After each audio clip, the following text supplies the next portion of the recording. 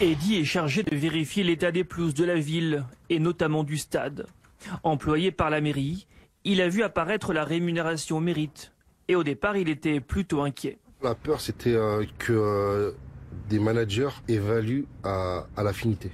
Mais ça a été tellement bien fait. Il y a vraiment des questions précises qui sont en lien avec le travail. Ici à Suresnes, les fonctionnaires les moins bien notés peuvent perdre jusqu'à 30% de salaire.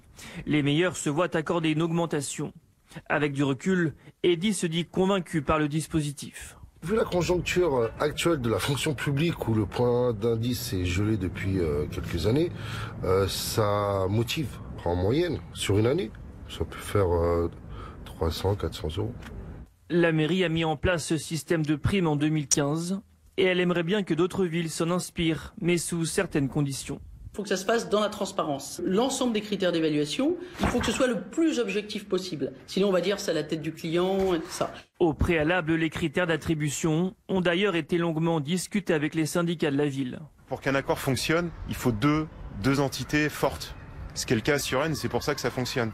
Donc c'est ça notre crainte après à niveau national. Il va falloir que le gouvernement considère un peu plus les syndicats. À Suresnes, seulement 5% des agents municipaux ont vu leur rémunération baisser, 12% l'ont vu augmenter.